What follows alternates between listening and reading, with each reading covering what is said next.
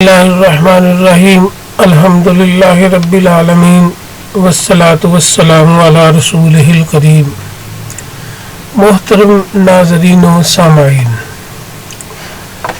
अल्लाह तबारक व तआला का जितना भी शुक्र अदा किए जाए कम है कि अल्लाह पाक ने मुझ जैसे आजिज़, नातवा, कमज़ोर, बेबस, लाचार और गुनाहगार बंदे को पसंद फरमाया इस बात के लिए कि इस पुरफितन दौर में जहाँ पर फहाशियों और यानी का दौरा है और यूट्यूब पर चेक जाए कि बहुत सारी इस्लामी वीडियोस आपको मिल जाएंगी, मगर बाकायदा तौर पर मुकम्मल कुरान पाक की तफसीर यूट्यूब पर मौजूद नहीं। तो इस बंदा आजिज़ ने ये इरादा किया कि यूट्यूब पर मुकम्मल दौरा तफसीरुल कुरान आपके गोश गुजार किया जाए और इसके बुनियादी जो चंद मकासद हैं, एक तो दीन हक की वजाहत, अकायद की दुरुस्तगी, एक बेहतरीन मुआशरती निज़ाम। तो जब तक हम दीन को समझेंगे नहीं, अल्लाह का मुकम्मल तारुफ नहीं हासिल करेंगे, पहचानेंगे नहीं, हम अल्लाह की मार्फत हासिल नहीं करेंगे, उस वक्त तक हम अपने आप को भी नहीं समझ पाएंगे। तो अल्हम्दुलिल्लाह के अल्लाह तबारक व तआला के शुक्रिया के साथ सूरह फातिहा की तफसीर मुकम्मल हुई और आज हम सूरह बकरा का आगाज़ करते हैं। सूरह फातिहा और सूरह बकरा की जो बुनियाद है और उसकी बुनियादी मुमासलत, जिससे कुरान पाक का भी बाकायदा आगाज़ हो रहा है, तो हम इस मामले में थोड़ी सी गुफ्तगू करेंगे और मुमासलत के बारे में, सूरह फातिहा और सूरह बकरा में आखिर मुमासलाती जोड़ क्या मिल रहा है आपस में और क्या रब्त कायम हो रहा है, इस पर भी गुफ्तगू करेंगे इंशाअल्लाह ताला अल अज़ीज़। अज़ीज़ान मोहतरम, बस आपसे ये गुजारिश है कि इस चैनल को सब्सक्राइब करें, वीडियो को लाइक और शेयर करें और मेरे इस चैनल को इस काबिल बनाएं कि जल्दी मोनेटाइज हो जाए। ये चैनल मैंने दीन के लिए वक्फ कर दिया है, तो दीन के काम में देर मत करें, देखें, गौर करें। हम आपसे कोई रकम या पैसा, रुपया का मुतालबा नहीं कर रहे, हम किसी से भी कोई डोनेशन नहीं लेना चाहते और ना लेंगे इंशाअल्लाह। इस चैनल की जो आमदन होगी, जब स्टार्ट होगी, तो उस आमदन को हम दीनी तबलीगी कामों पर इस्तेमाल करेंगे और रफाही और फलाही कामों पर इस्तेमाल करेंगे।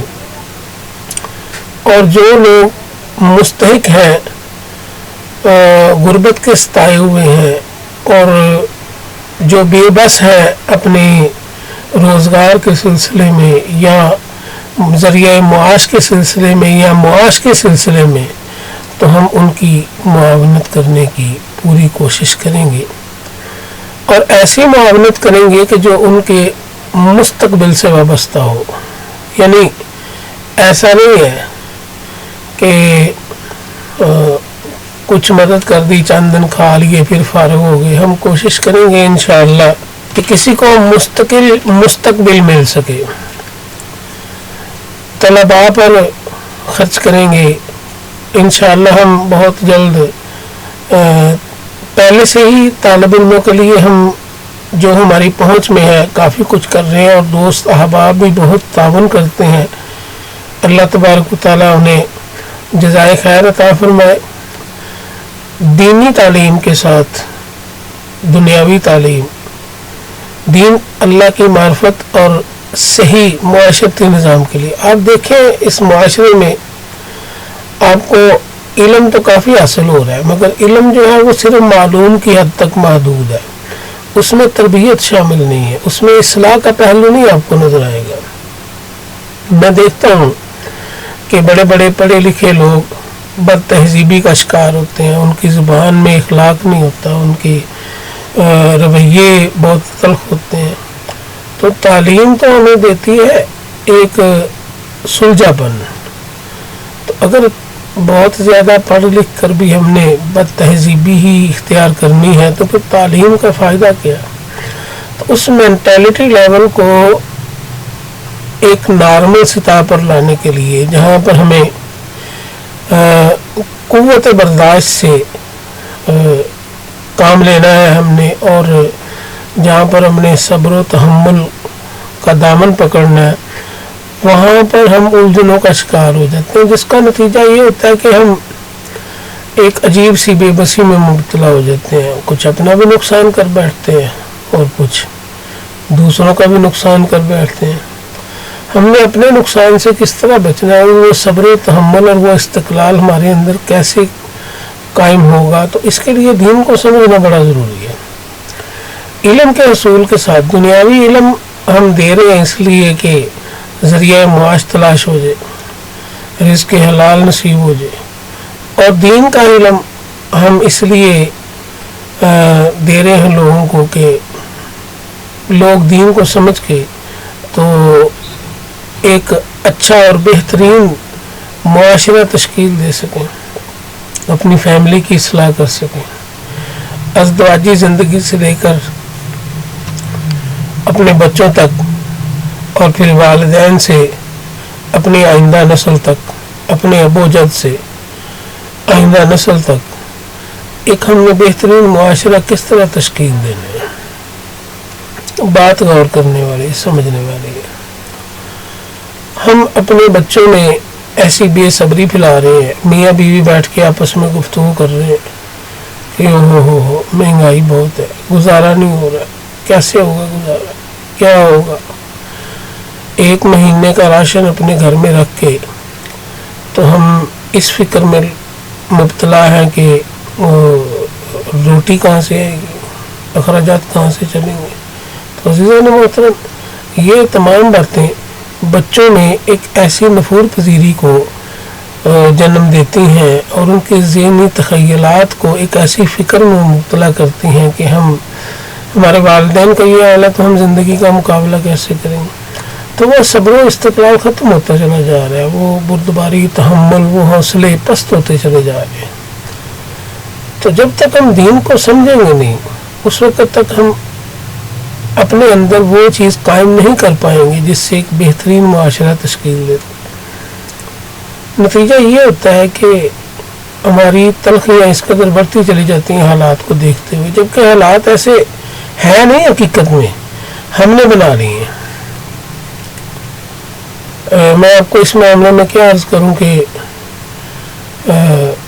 ایک وہ دور تھا کہ جب بہت سستی چیزیں تھیں، لوگوں کی آمدن بھی تھوڑی تھی، لیکن اس وقت بھی میں نے ایسے لوگوں کو دیکھا کہ جو رونے والے ہیں وہ رو رہے ہیں، جو صبر کرنے والے ہیں وہ خوش ہیں، مستقل مزاج ہے۔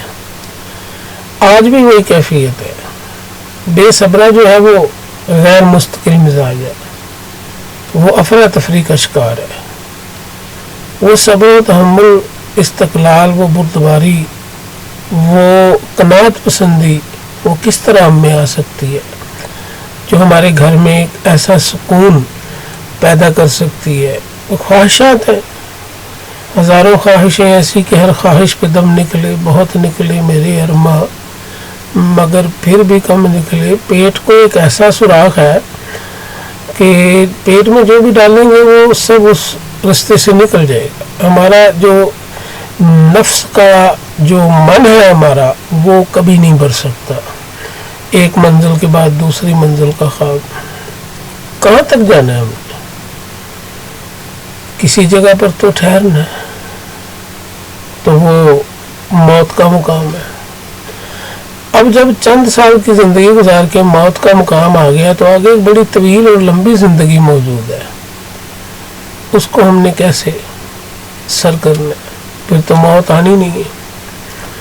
اگر ہم مصیبت میں مبتلا ہیں تو بھی موت نہیں آنی، اور وہ مصیبت مستقل ہے.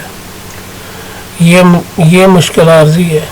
انسان کو ویسے ہی اللہ نے تکلیف میں رہنے والا بنایا ہے. انسان کو میں نے بڑے بڑے دولت مند اور پیسے والے لوگوں کو دیکھا ہے کہ وہ اتنی لمبی پرچیاں لیے، اب کوئی ویل چیئر پہ ہے، کوئی اسٹریچر پہ ہے، کوئی لاٹھی کا سہارا لیے، ڈاکٹروں لائنیں لگی، بیماریاں. اتنی دولت بھی ان کو وہ آرام اور آسائش نہیں دے رہی، ان کو ذہنی سکون نہیں دے رہی. ذہنی سکون کیسے ملے گا؟ اس بات کو اس دورہ تفسیر سے سمجھا جا سکتا ہے. تو عزیزان محترم، تمام اسباق جو ہیں وہ حسب ترتیب آپ سنتے چلے جائیں. اپنی فیملی میں میری ویڈیوز لگا لیں اور بیٹھ کے 10-15 منٹ 20 منٹ نکال لیں 24 گھنٹے میں سے. تو آپ، مجھے امید ہے انشاءاللہ آپ کو وہ ہمت اور طاقت ملے گی جس سے آپ کے گھر میں امن اور سکون قائم ہوگا انشاءاللہ. تو عزیزان محترم، سورہ فاتحہ اور سورہ بقرہ میں مواصلت پر تھوڑی سی گفتگو کرتے ہیں آپ سے. تو سورہ فاتحہ میں جو مخلوق کو لے کے اللہ تبارک و تعالیٰ نے بنیاد رکھی اور انسانوں کے لیے اہدنا الصراط المستقیم میں جو صراط مستقیم کا قیام رکھا اور اس صراط مستقیم کو وابستہ کر دیا انعمت علیہم والوں سے. اور یہ انعمت علیہم والے کون لوگ ہیں؟ انشاءاللہ آگے پورے قرآن میں اس کا ذکر کرتے چلے جائیں گے. لیکن یہ وہ اللہ کے نیک بندے ہیں جن پر اللہ راضی ہوا، اور اللہ تعالیٰ نے انعمت علیہم میں بہت سارے لوگ آتے ہیں، مختلف درجات کے لوگ آتے ہیں. مجھ جیسے کمزور لوگ بھی آتے ہیں جو عمل میں کمزور ہیں، ایمان میں کمزور ہیں. اور صراط مستقیم جو ہے وہ ایک مستقل جز ہے. یعنی اگر کوئی عمل میں قوی ہو گیا ہے اللہ کے نزدیک، یہ تو اللہ کو ہی معلوم ہو سکتا، ہمیں تو معلوم نہیں ہو سکتا. اب کوئی اللہ کے نزدیک قوی ہو گیا ہے تو اس پر بھی انعام ہے، جو کمزور ہے اس پر بھی انعام ہے. فَبِأَيِّ آلَاءِ رَبِّكُمَا تُكَذِّبَانِ.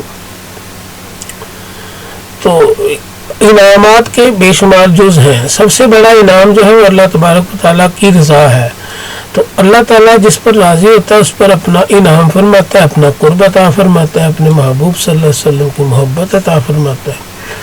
تو یہ جب انسان کامل ہو جاتا ہے اپنے عمل میں تو پھر اس کے درجات بلند ہونے شروع ہو جاتے ہیں. یعنی اس کا یہ کوئی محدود چیز نہیں ہے صراط مستقیم.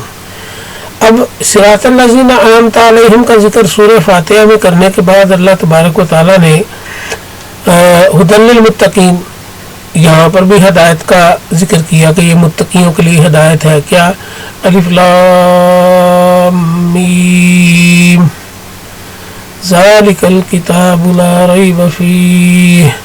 یہ وہی کتاب ہے جس میں شک کی کوئی گنجائش نہیں ہے. ھدی للمتقین، یہ متقیوں کے لیے ہدایت ہے. یعنی یہاں پر اہدنا الصراط المستقیم کہ ہمیں صراط مستقیم میں اللہ تبارک و تعالیٰ کی توفیق طلب کرنے کی تلقین کی گئی. اور وہ صراط مستقیم کون سا ہے؟ انعمت علیہم والوں کا، جن پر اللہ نے انعام کیا، جن سے اللہ راضی ہے. اب آگے ھدی للمتقین، یعنی پورے قرآن ذالک الکتابوں کو، پورے قرآن پاک کو اللہ تبارک و تعالیٰ نے متقین کے ساتھ جوڑ دیا. اب آپ حیران ہوں گے کہ متقی تو پہلے سے متقی ہوتا ہے. تو متقی کہتے ہیں اسے جس میں تقوی موجود ہو. تو ان کے لیے ہدایت، ان کو بھی ہدایت کی ضرورت. یہ اس بات کی دلیل ہے کہ ہدایت حاصل ہونے کے بعد بھی ہدایت کے درجات غیر محدود، لامحدود ہیں. لہذا ہر وقت صراط مستقیم کی درجات کی طرف بڑھتے رہنا چاہیے اور یہ سلسلہ جاری رہنا چاہیے. اور اپنے کسی بھی سجدے کو کامل نہیں سمجھا جا سکتا کہ وہ اللہ کی شان ہے کہ نہیں. اس کا فیصلہ اللہ نے کرنا ہے. تو اس لیے مدلل متقین متقیوں کے لیے ہدایت ہے. اب اللہ تبارک و تعالیٰ نے ان متقیوں کی 5 خوبیوں کو یؤمنون بالغیب یقیمون الصلاۃ مما رزقناہم اور یؤمنون بما انزل الیک وما انزل من قبلک چوتھی خوبی اور 5ویں خوبی وبالآخرۃ ہم یوقنون تو آخرت پر یقین رکھتے ہیں. یہ 5 خوبیوں کو اللہ تبارک و تعالیٰ نے بیان کر کے ان انعام والے لوگوں کے بارے میں کیا اللہ نے فرمایا کہ اولئک علی ھدی من ربہم یہ اپنے رب کی طرف سے ہدایت پر ہیں. واولئک ہم المفلحون اور یہ کامیاب لوگ ہیں, یہ کامیابی پا چکے ہیں, یہ کامیابی حاصل کر چکے ہیں, کامیابی ہے ان کا مقدر ہے. تو یہ کوئی اتنی بڑی لمبی چوڑی سائنس تو ہے نہیں, یہ صرف 5 چیزیں. یؤمنون بالغیب غیب پر ایمان لانا نمبر 1. نمبر 2 یقیمون الصلاۃ نماز پڑھنا. نماز میں ایک پورا معاشرہ موجود ہے. آپ گھر میں پڑھیں تو بھی, مسجد میں جا کے پڑھیں تو بھی, ایک پورا معاشرتی نظام موجود ہے نماز میں. آپ صرف اسی بات کو نہ دیکھیں کہ سبحانک اللہم وبحمدک وتبارک اسمک وتعالی جدک اور پھر التحیات للہ والصلوات والطیبات والسلام علیکم. آپ صرف اس بات کو نہ دیکھیں التحیات للہ والصلوات والطیبات والسلام علیکم ایھا النبی السلام علیکم وعلی عباد اللہ الصالحین. یہ بھی بزرگ بابے آ گئے. عباد اللہ الصالحین یہ وہ متقی لوگ ہیں الصالحین. تو نماز میں بھی ہمیں پورا معاشرہ مل گیا. نماز میں سب سے پہلی چیز جو ہمارے اندر سے ختم ہو رہی ہے وہ ہے کینہ, بغض, حسد. یہ نماز ہمارے اندر جب ہم کہہ دیتے ہیں نا السلام علینا وعلی عباد اللہ الصالحین, اب جو جتنے بھی عباد اللہ الصالحین ہمارے ساتھ مسجد میں موجود ہیں, ہماری نماز میں گھر میں موجود ہیں, ہمارے رشتہ داروں میں موجود ہیں, اب ہمارے دل میں وہ بات ختم ہو گئی کہ ہم نے ان پہ سلام بھیج دیا, سلامتی بھیج دی. ہاں جی, ہم نے ایمان والے بندوں پہ, صالحین پہ سلامتی بھیج دی. تو سلامتی بھیجنے کا مقصد یہ ہے کہ ہمارے دل کے اندر وہ بغض حسد کینہ نہیں رہا ان کے لیے. اب اگر ہم پھر بھی ان کے لیے بغض حسد اور کینہ رکھیں گے تو یہ ہماری کمزوری ہوگی, یہ ہماری غیر مستقل مزاجی ہوگی, یہ ہمارا تکبر اور غرور ہوگا, یہ ہماری انانیت ہوگی, یہ ہماری عقل ہوگی, یہ ہماری ہر درمی ہوگی. تو جب سلام بھیج دیا کسی کو تو معاملہ ختم ہو گیا سارے کا سارا. تو عزیزان محترم, نماز ایک پورا معاشرتی نظام ہے. تو دوسری چیز آ گئی اور یقیمون الصلاۃ. تیسری چیز ومما رزقناہم ينفقون. اب وہ عباد اللہ الصالحین پہ ہم نے جو سلامتی بھیجی ہے اپنے صالح بندوں پہ, اللہ کے صالح بندوں پہ اور اپنے بھائیوں پہ, بہنوں پہ, مسلمانوں پہ, مومنین مومنات پہ, تو اب اس پہ جب ہمارے اندر سے بغض حسد کینہ ختم ہو گیا تو مما رزقناہم ينفقون, تو اللہ کہہ رہا ہے کہ میرے دیے رزق میں سے خرچ کرتے ہیں جو لوگ. تو اب باری آ گئی کہ ہم اپنے قریب رشتہ داروں, اپنے عزیز و اقارب, اپنے ہمسایوں, اپنے ان کا ہم کیسے خیال رکھتے ہیں. یہ نماز میں جو السلام علینا وعلی عباد اللہ الصالحین کا معاملہ ہم نے سامنے رکھا, اس کے بعد یہ رزقناہم ينفقون کا معاملہ آیا. تو اب ہم اس کو ثابت کرنے کے لیے اللہ کے دیے رزق میں سے انہیں بھی اپنے رزق میں شامل کریں گے جو بھوکے لوگ ہیں, اور ہمارے رشتہ دار ہیں, ہمارے بھائی بہن ہیں, ہمارے عزیز و اقارب ہیں, ہمارے ہمسائے ہیں, ہمارے محلے دار ہیں, یا اور کوئی غریب.